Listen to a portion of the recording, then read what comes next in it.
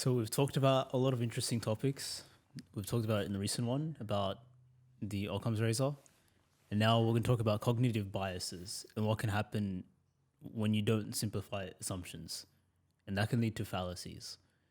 So one of the things that you can fall into, which is a trap, is known as conjunction fallacy, which occurs when you incorrectly believe that the probability of two events is more likely than the probability of one event.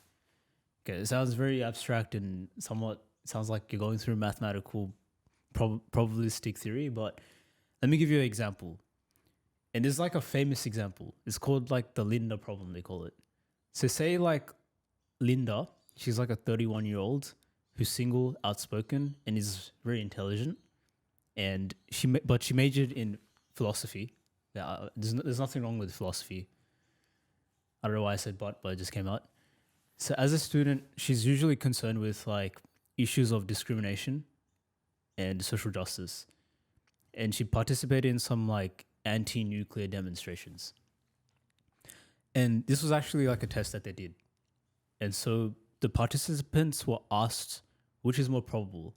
The first one is Linda's a bank teller. The second one is Linda's a bank teller and is active in the feminist movement. What would you think? Second one. That exactly proves the point, which is like most people chose actually the second option. And that's exactly what conjunction fallacy is, where you believe the probability of two things is more likely than the probability of one, when that isn't really the case, right? It's like in America, like, yeah, okay. Is it sort of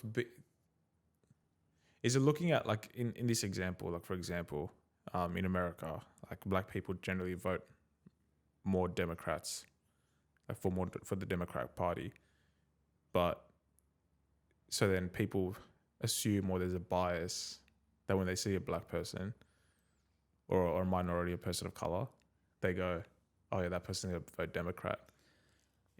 Is it that sort of... You could think that, because like that you could say is like stereotype, right? It's like representative heuristic. Is that a form of conjunction bias? Conjunction bias? Yeah, well, conjunction bias is basically two events being more probable than one. So in this case, maybe like, yeah, as you're saying, that they follow this person and you make so many other assumptions of them.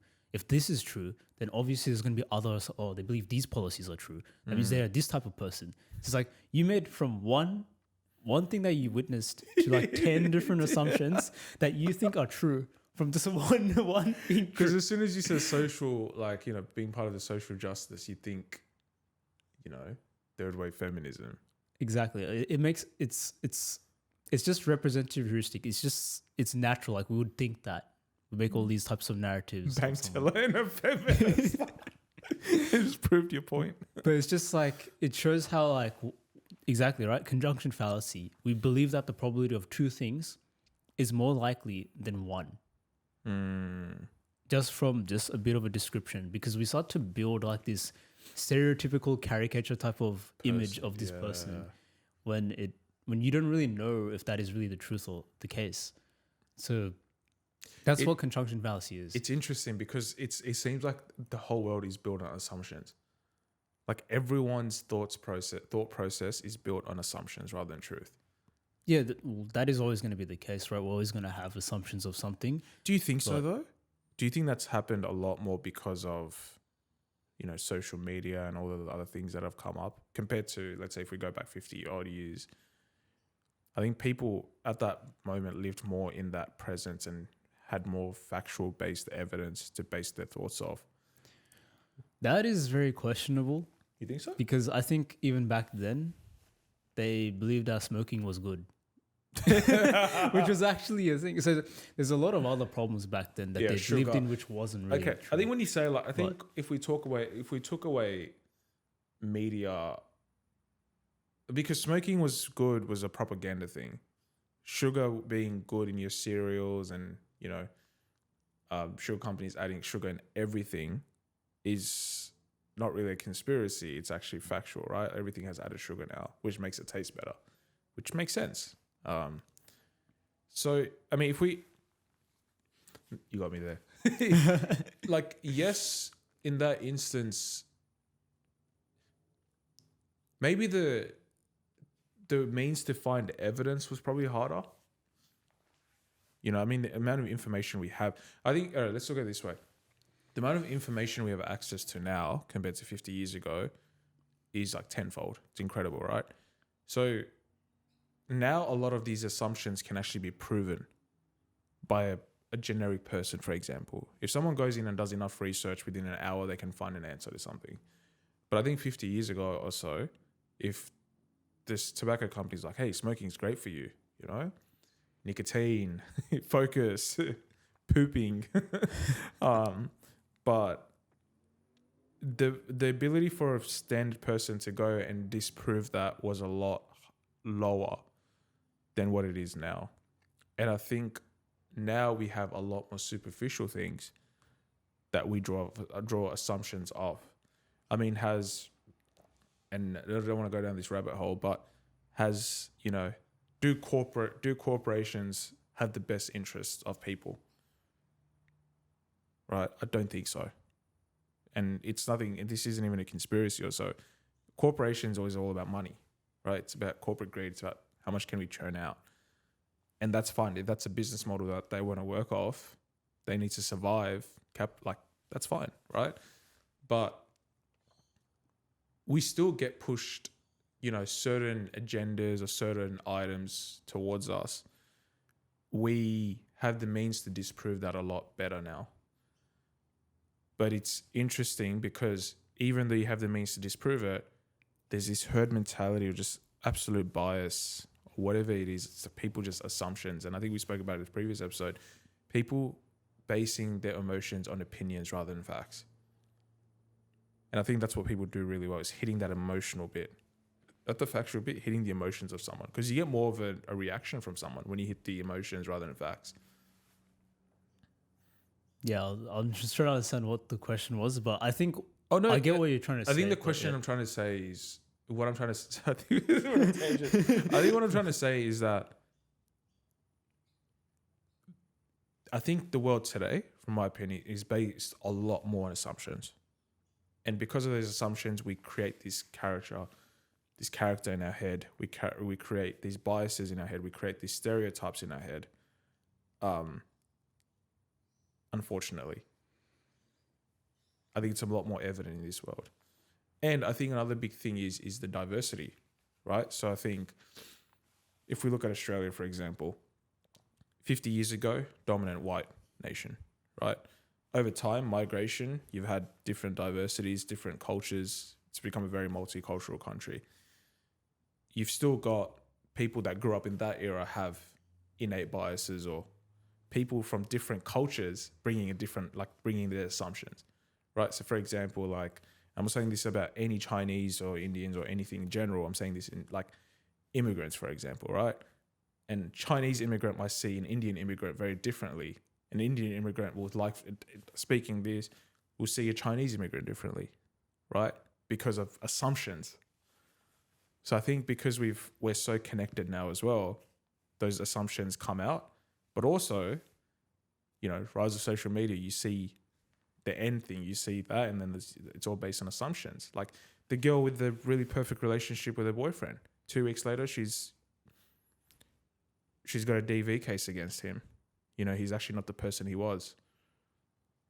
Or there's so many variables. So that's what I'm trying to get to, is I think the assumptions we have now, there's a lot of assumptions.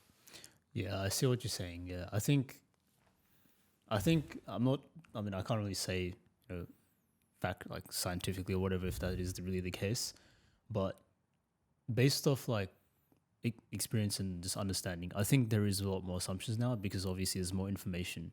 There's a lot of misinformation, and I think what I've seen in social media a lot is labeling, where it's if you believe this, then you're categorized in then you must be this type of individual, and that is you don't even get to hear the person's opinion or anything that they say. You just straight away label them. You're cancelled. That's it. Anything, because you believe this, you're cancelled, and nothing you say will ever make sense, and nothing ever will apply. Just forget it. Yeah. And I also think when you start categorizing people, people start morphing into that. Because it's like, oh, you know, there's a community that's going to accept one of my views. I must share the same views. Straight away. Yeah, it ends up creating then like a self-fulfilling prophecy in some sense. It's just you don't give that person any option. You're just forcing it's just like what you believe in. It creates then confirmation bias because you're saying this and you think this way, and you're pushing them in that direction, not allowing them to be heard. And it's just it ends up just making what you believe in and think, or the narrative that you have, just more true. Because where else are they going to go? Yeah. And that's the problem, I think, in this day and age. Like, it's just we label too quick without even understanding anything or like even listening. Yeah. You know, let's be honest. You know where it starts from? It starts from birth when people start labeling their kids as religious. And I don't mean this in a bad way. This might be a bit of a controversial take. If you know, like, if you know your religion well and what it stands for and your beliefs, that's fine, right? But how many times does that actually happen? You know, people say, "Oh, we're hard Christians, we're hard Jews, we're hard Hindus, we're hard Muslims, we're hard Buddhists, whatever it is," right? The moment a kid's born, label, and that kid then believes that entire belief without actually questioning. Like, you know, you went through that enlightening moment in your life where you actually questioned it. You looked at it objectively, and then you came to the conclusion that this belief works for me, right? So you've eliminated all forms of biases or anything. And really deep down, and I'm not saying your parents forced you into Islam. I'm simply saying you're born into it. But you know, you made the active decision to learn about it more and see if that's something that you connect with, right? So that, I think that's another example. Like, it's ironic because it starts at the most basic level in our lives, first thing. Yeah, and I think it also carries over through like school, right? It depends on, everyone has like a bullying experience and something like that. And it's like you get labeled there and then you're sort of like isolated and outcast. So it's like, I think it's just something that happens throughout your lifetime. You just experience and come across labeling. But I just think social media has made it a lot more like, I think it's become a lot more prominent in social media. And it's just like communities gather around that as well. You just see like so many people that get, because of their beliefs or how they speak, they get classed they get labeled certain things, and that's it. The whole community backs that. I think that's what the problem is, and I think that's what it leads to these types of problems as well. But anyways, we went quite overextensive there, but we saw like how conjunction fallacy, I guess, is linked with stereotypes and other things and biases that we have. There's also like another fallacy which comes from statistics, but it's called overfitting. And if we go back to our previous example of the cold, how when we get symptoms of cold, we think we have cancer. When we read the description on the internet, I know a lot of people have felt that way.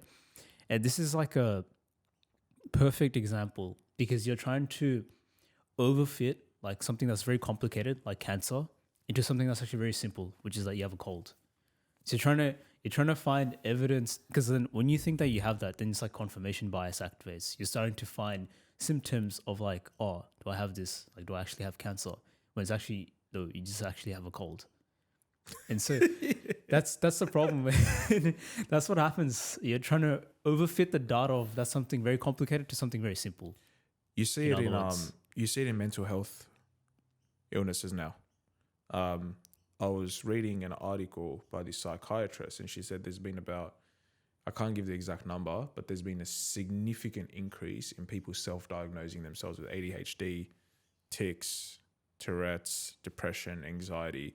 Now, am I saying everyone is faking it or everyone's self-diagnosing? No, I don't think you're faking it either.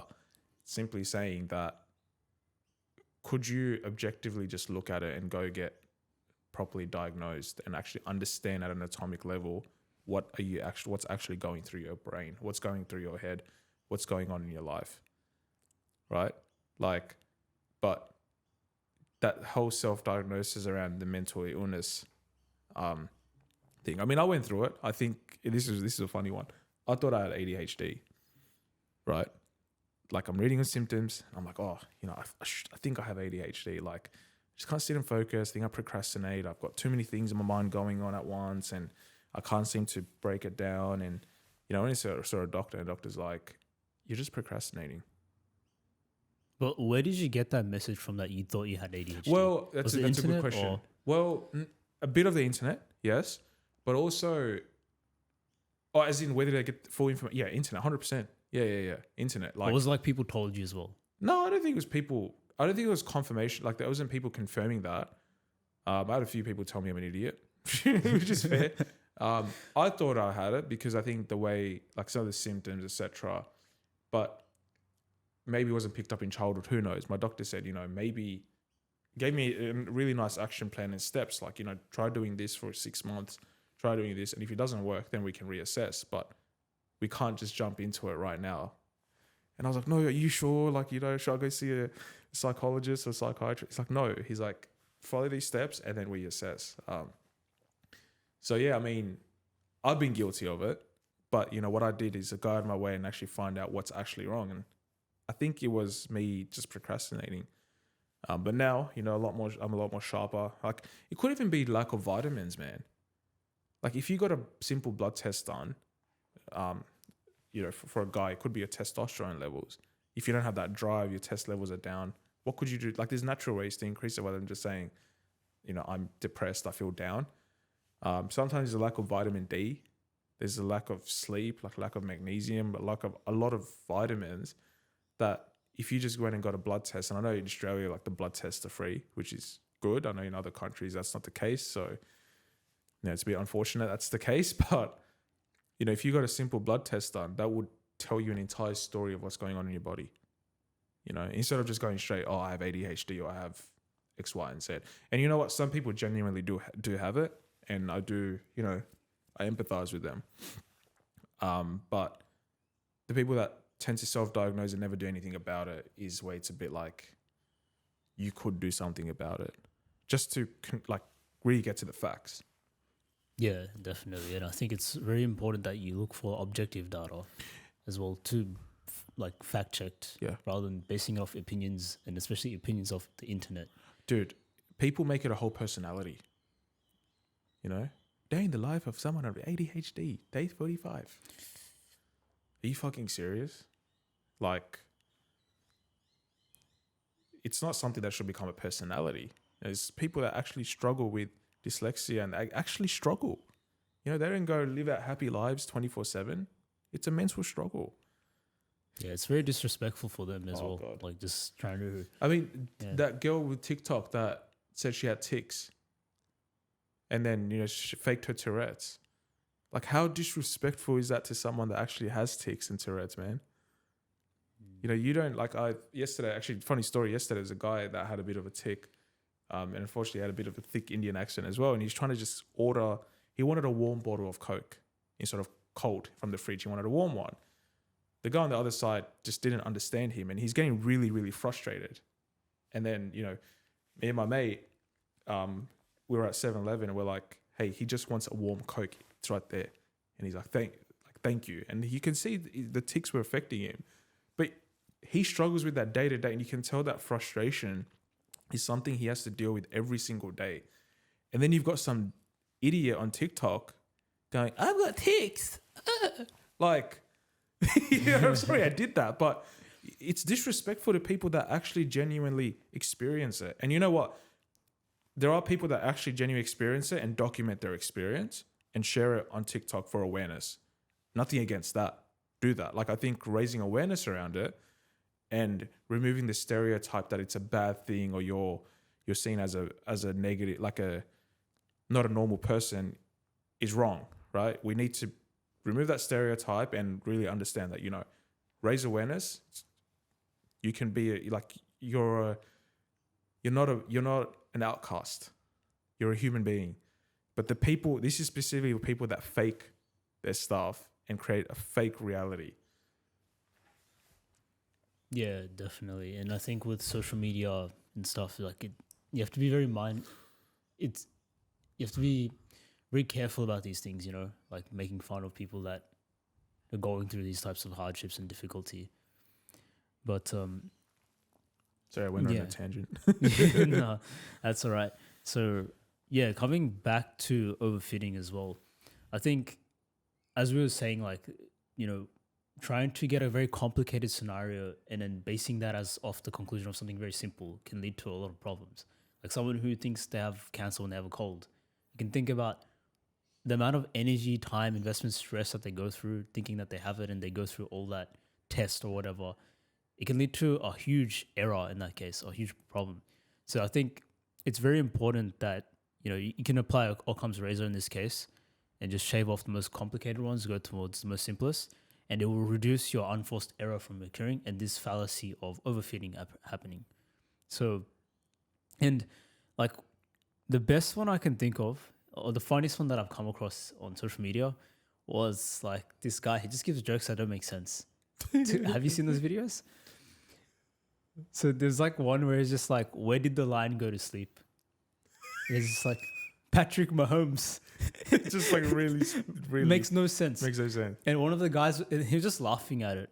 And then he's just like, yeah. It's like laughing. And he's just like, do you get it? You get it? And the other guy's like, yeah. And he's like, explain it. And then his face becomes so serious. And the other guy's like, he's just like, oh, wait, what? I have to explain this? Yeah. He's just going through like a mental breakdown. He's just like, and they're trying to reason something that doesn't make sense. It's like, and that you can say is like overfitting in a sense, because they're trying to explain something and it's very complicated as well when it actually makes no sense. And it's just funny watching that. And that's like another thing. It's like, in that case, we have like that overfitting, bias, you could say, sometimes, where we think it's very, like, sometimes when there's no explanation for things, we try and find data or something to just explain it. And Nafizu does that really well. I was gonna, I agree. It's a bit like, comedians, you generally say this, but when you're in a crowd, if you're watching a comedy special by yourself, other than Dave Chappelle or Tim Dillon, I generally don't laugh a lot, right? I'm not chuckling to myself, or I'm not falling off my chair. If I watch a special, or if I watch comedy with a few mates and that person's laughing, you generally start laughing. And then, if you look at crowds, like, all it takes is like 3 or 4 people to laugh or whatever, and then the whole crowd gets into it. So it's like, I don't think that's a bias thing. I think it's just like a shared, synced experience. It's sort of contagious, thing. I guess. Yeah, like when someone laughs, you're gonna laugh. When someone snores, you're gonna snore. Like, it's just. Or someone yawns, you're gonna yawn as well. I mean, what am I saying? Snore. Yawns, it's like contagious energy, basically. Yeah. But yeah, I don't think it's really a bias. But I was just trying to say, like, how with that one, which was so funny, like, we have that overfitting tendency sometimes. We think we know more than we think we know more than we actually do, and I think that's what that highlights as well. And I think the most important thing to do is just, when you go through these types of assumptions and things, just really ask yourself, does the data support this conclusion that I'm making compared to other conclusions? And do the symptoms really point to this conclusion? Or is this like an emotional, intuitive response that I'm making? And then there's like a mnemonic that I like, which is called KISS, keep it simple, stupid. Always think in that type of mentality, I would say, or frame. Keep it simple, stupid. What's the stupid? I don't know. I think it's just easy to remember.